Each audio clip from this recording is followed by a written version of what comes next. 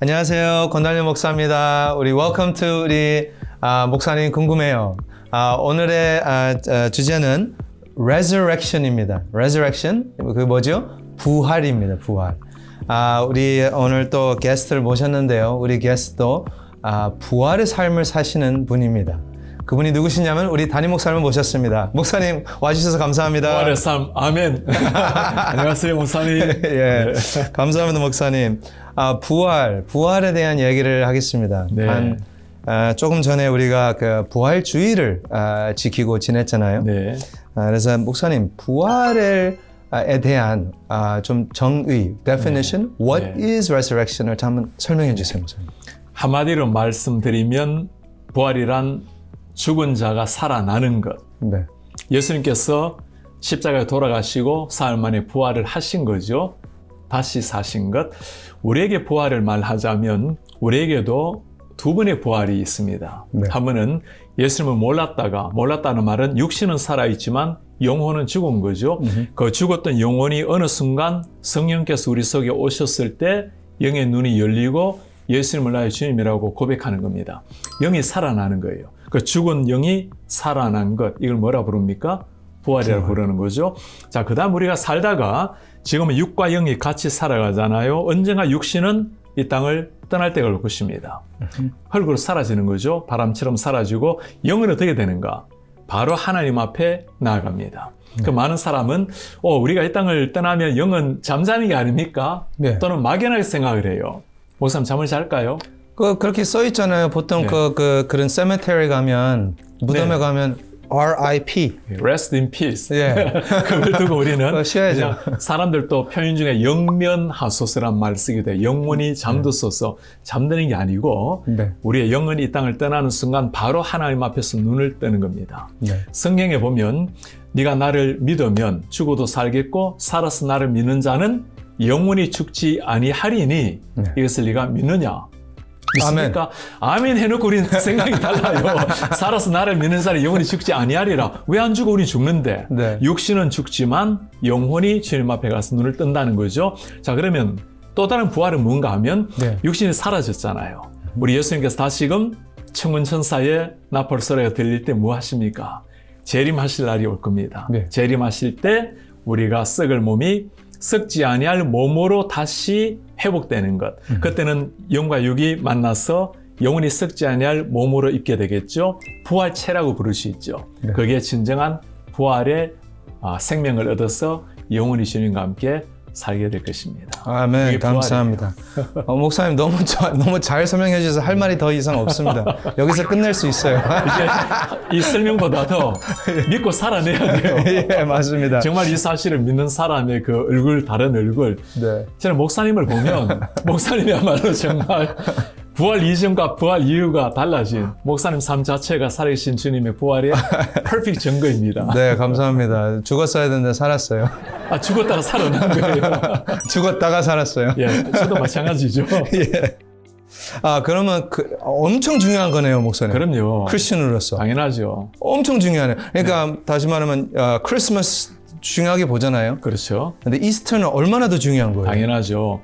크리스마스가 예수님 오시지 않으면 네. nothing's gonna happen. 아무 일이 일어나지 않겠죠. 그러나 주님이 오셨다 하더라도 한 위인이 태어났거나 한 성자가 태어난 걸로 끝난다면 역시 우리의 삶은 소망이 없겠죠. 네. 크로스. 예수님의 십자가도 마찬가지입니다. 기독교의 가장 중요한 가르침이라면 그리스도의 십자가죠. 그러나 십자가로 끝이 난다면 우리는 무덤의 종교로 끝이 날 겁니다. 열리지 않은 무덤. 그쵸. 그러나 부활이 있기에 무덤은 열렸고 죽음을 이겨내시고 영원한 생명의 창가가 올리펴지기 시작한 겁니다. 아멘. 목사님, 보통 목사님들이 또는 이제 목사님들이 이제 설교를 하실 때 십자가의 죽음에 대한 것은 아주 강조를 많이 그렇죠, 하거든요. 맞아요. 그런데 부활에 대한 것을 가끔씩 이렇게 자주 안 해요. 네, 그렇죠. 왜 안 해요? 저도 마찬가지예요. 저도 한번 돌아봐야 되겠습니다. 왜 내가 부활에 대해서 그렇게 많이 안 하는가? 아마 그런 생각은 할 수 있겠죠. 네. 십자가에 대해서는 성경에 명확하게 나타나 있습니다. 네. 그러나 십자가 이후의 부활에 대한 삶에 대해서는 명확하게 다 드러나진 않죠. 그죠? 사실 고린도전서 15장 같은 경우가 부활장이라 볼 수 있는데 그때 보면 부활에 대해서 굉장히 말씀 많이 하고 있잖아요. 그죠? 그러나 그것이 어쩌면 영원한 부활의 생명은 차후에 이루어질 일이기 때문에 아마도 조금 조심스러울 수 있고 예를 들어 부활체는 어떤 모습입니까? 성경에 보면 우리가 씨앗을 심을 때 이것이 어떻게 자라나는지는 모른다고 하잖아요. 확실치 않죠. 그래서 모르죠. 비록 우리가 새로운 부활체를 입을 텐데 그때는 어떤 모습인가 했을 때 우리가 하나님의 형상대로 모양대로 지음을 받았잖아요. 비록 이게 물론 하나님의 의로우심, 하나님의 거룩하심, 하나님의 성품을 말하는 겁니다. 그러나 우리의 외적인 모습을 그리스도의 형상을 닮았다 해도 놀라지 않을 것 같아요. 왜냐하면 주님께서도 사람의 몸을 입고 이 땅에 오셨잖아요. 자, 우리가 부활체가 되었을 때 저는 목사님 그대로 모습을 갖춘다라고 생각하는 게 목사님도 자기 자신을 거울을 보면서 와우 너무는 멋있어. 지금도 그래요.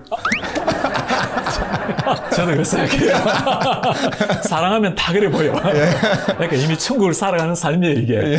그러니까 모두가 자기 자신의 모습을 보면서 진정한 만족, 그러니까 최고의 모습이 회복되는 그게 아마 우리 부활체가 아닐까. 옛날, 지금도 그렇게 생각하시는 분들 계시겠어요. 근데 옛날에는 더욱더 크리메이션을 안 하잖아요. 그렇죠, 맞아요.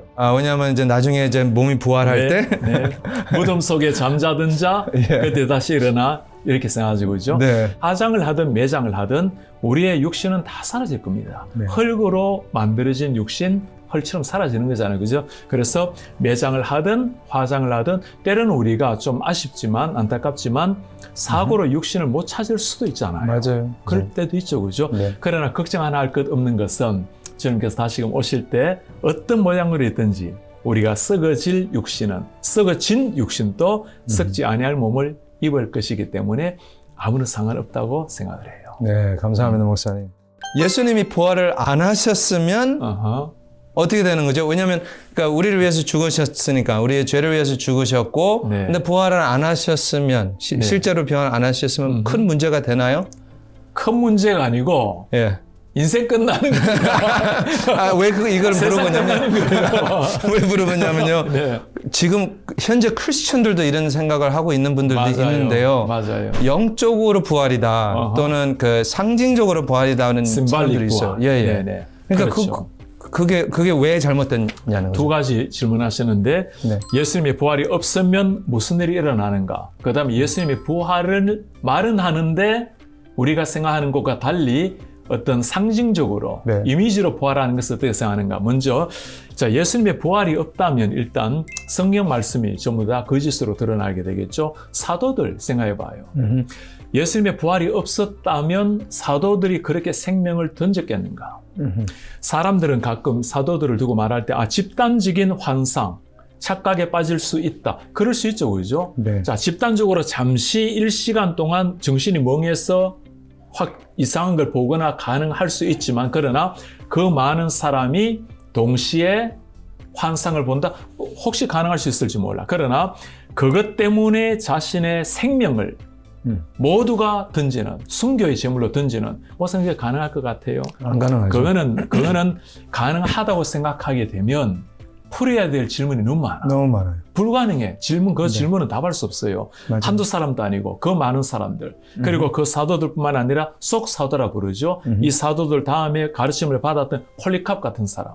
많은 사람이 있잖아요. 한결같이 주님을 위해서 살다가 생명을 던졌습니다. 자, 예수님의 부활이 없었다면이라고 말하면 여기서 뭘로 설명하겠는가 했을 때 억지야. 설명 불가능해. 부활하셨다면 다 설명이 돼. That's it. 그것 때문에 생명 던지는 거예요. 그때뿐만 아니죠. 우리 2000년 거쳐서 지금도 우리도 마찬가지입니다. 부활이 없다면이라고 말하면 목사님 삶은 설명이 안 됩니다. 이렇게 멋진 얼굴로 지금 나타나 있는 거 불가능한 일 아닙니까? 저도 마찬가지죠. 부활이 있었기 때문에 오히려 더 우리가 더 변화될 수 있고 그것 때문에 우리가 생명을 던지는 그래서 부활이 없다면 한마디로 기독교도 없는 것이고 예수님의 생명도 없고 우리는 소망도 없고 바울이 고린도전서 15장에 말한 그대로입니다. 그런데 부활 좋습니다. 자, 예수님 십자가 돌아가신 거 맞아요. 부활하신 것도 맞아요. 그런데 어떤 부활인가? 우린 예수님께서 죽었다가 다시 살아난 육신적인 부활을 말합니다. 근데 어떤 사람은 육신적으로 누가 삽니까? 상징적으로 부활을 말할 때가 있어요. 자, 예를 들면 이런 겁니다. 유관순 누나는 돌아가셨지만 그분을 생각하면 우리 마음속에 민족 정신을 일깨우는 그런 부활이 아니죠. 네. 예수님께서는 돌아가셨고 육신적으로 부활하셨고 역사적인 부활을 말하는 겁니다. 그 말은 언젠가 주님께서 다시금 이 땅에 오실 때 우리도 마찬가지로 부활할 것을 정확하게 믿고, 그래서 상징적이라는 것은 종교예요. 네. 육신적인 부활, 실제적인 부활은 기독교입니다. 네, 아멘. 상징적으로 부활을 했다면 그런 사람들이 그런 말을 하는데, 그러면 나의 진짜의 죄는 어떻게 되냐는 거죠. 상징적으로만 이야기한다면. 그렇죠. 그러니까 상징으로만 부활했으면 나의 죄는 진짜인데 상징이 아니잖아요. 네. 진짜로 죄. 그러니까 예수님이 진짜로 실제로 부활을 하셨어야지. 참 좋은 질문이시네. 질문에 이미 답을 가지고 있는 겁니다. 그죠? 예. 상징적으로 만일 부활을 하셨다면 우리의 죄는 그대로 남아있고 없는 것처럼 한다 이래 돼버리잖아요. 그렇죠. 상징적이 있는 거니까. 네. 이만큼 큰 죄를 지었지만 그냥 안 지은 것처럼 여기겠다. 그렇죠. 그런 게 아니죠. 그죠? 네. 성경을 분명하게 말하기를 우리 죄가 주홍 같을지라도 양털처럼 희게 되고 동이 서에서 먼 것처럼 죄를 기억도 아니하리라. 그러니까 실제 주님이 이건 십자가의 죽음과도 관계가 돼요. 상징적으로 예수님께서 살짝 돌아가신 것처럼 보인다. 가현슬이라고 부르거든요. 예. 그게 아니죠. 예수님이 죽으셨다는 말이 어떤 의미가 있냐면 우리 모든 죄의 삭이 뭡니까? 죽음이죠. 그러니까 그 모든 죄를 가지고 실제 주님이 죽어서 성경에 보면 지옥 강화라 불러요. 지옥에 지옥으로 떨어진. 아니 하나님 어떻게 지옥으로 떨어집니까? 그 죄 때문에 그런 거예요. 죄의 삭이 그런 거죠. 주님이 완전히 죽으신 겁니다. 사도행전에 보면 영어로는 어떻게 나와 있죠? Descended into hell. 지옥으로 떨어지셨어. 그 말은 지옥 떨어졌다 안 떨어졌다 이 논리할 게 아니고 우리 죄가 그만큼 무섭다는 겁니다. 완전히 지옥으로 떨어져서 그 다음에 하나님께서 살려내신 거죠. 그래서 그 말은 우리 죄가 완전히 씻김을 받았다는 거죠. 왜냐하면 죄 때문에 지옥에 주님이 대신 가신 거니까. 맞습니다, 목사님. 그래서 상징으로 부활, 그것도 예수님의 죽음을 상징으로 보면 그 사람들은 사실은 창세기 1장을 상징으로 보잖아요. 그렇죠. 그래야지 맞아요. 이해가 되죠. 그 맞습니다. 사람들한테는. 그런 거예요. 예수님 하나님께서 먹지 말라는 실과 또 실제로 아담이 하와가 먹고 완전히 영원히 이별된 것, 하나님과 떨어진 것, 이 모든 걸 다 상징으로 보기 때문에 그러니까 성경 해석을 할 때 문자적 해석을 그대로 해야 돼요. 우리는 그대로 믿어야 돼요. 그대로 믿습니다. 아멘. 예수님이 실제로 부활하셨습니다. 아멘. 네. 목사님, 많은 설명을 해주셨는데요. 우리가 이제 현재, 지금, 이제 나중에 죽어서 부활해서 그 삶은 목사님께서 잘 설명해 주셨습니다. 근데 지금 현재의 삶을 우리가 어떻게 살아나가요? 그 resurrection life, 부활의 삶을 지금 어떻게 살아요? 와, 그게 진짜, 그게 실제적인 중요한 질문입니다. 네, 그렇죠? 그게 어떻게 우리에게 그럼요. 중요하냐는 거죠. 한마디로 딱 설명하면 사복음서와 사도행전의 차이가 다 답을 해줍니다. 네. 사복음서의 제자들도 예수님을 따라하는 다녔어요. 기도도 했고 때로는 기도의 역사가 일어나기도 하고 말씀을 전하기도 했죠. 네. 그러나 늘 사복음서의 제자들은 십자가 부활하신 예수님을 완전히 알지는 못했어요. 그렇죠. 사도행전에 넘어가면 완전히 달라집니다. 부활하신 예수님을 체험했고 기도로 말미암아 능력을 얻게 되고 그때부터는 진짜 부활의 증인으로 살아가게 되죠. 그러니까 부활을 체험 전과 부활 체험 이후가 완전히 달라집니다. BRAR이 되는 겁니다. 뭐죠 이게? Before resurrection and After resurrection. 부활 전과 부활 후가 완전히 달라지는. 그래서 부활 이후의 삶이란 부활을 체험한 사람답게 살아가는 겁니다. 자, 답게 살아가는 게 뭡니까? 하나님께서 부탁하신 게 있어요. 땅끝까지 가서 이 복음을 전파하라. 이웃을 내 몸처럼 사랑하라. 너희 가운데 그리스도 안에서 형제자매로 완전한 하나가 되어라. 부활을 믿는 사람이 살아내는 삶입니다. 그래서 제가 그렇게 꼭 말씀드리고 싶어요. 우리 사는 성도님들 그리고 영상을 보는 많은 분들께서 우리가 다 부활을 믿어요. 무엇으로 증명할 것인가? 물론 성경에 나와 있습니다.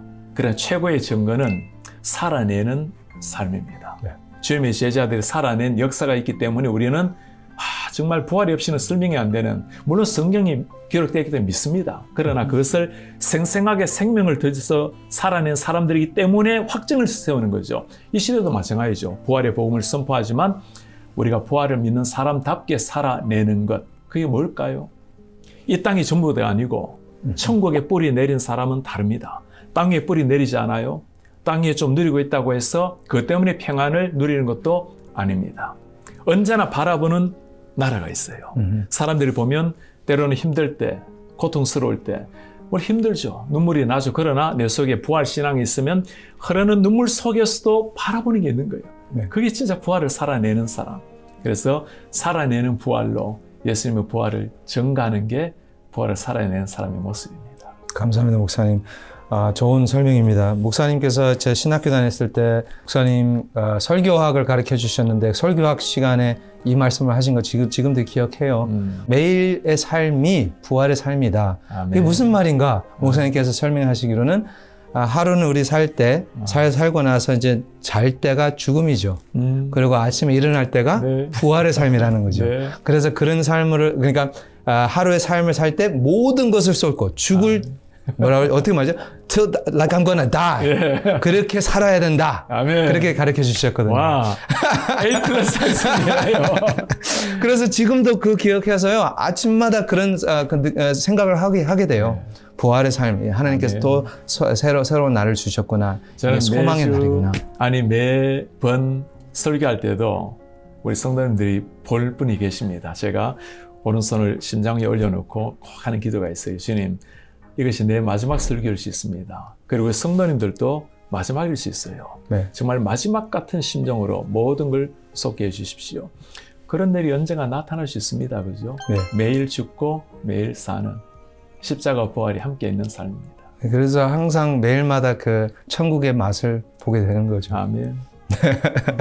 목사님 오늘 부활에 대한 설명을 너무 잘해 주셨습니다. 그래서 우리 모든 성도님들이 누구나 한 명도 빠짐없이 부활에 대한 오해가 없고 확실한 우리의 몸이 부활이 된다는 그런 소망을 붙잡고 살아가시길 바랍니다. 아멘. 네, 목사님 오늘 와주셔서 감사합니다. Thank you so much. 감사합니다.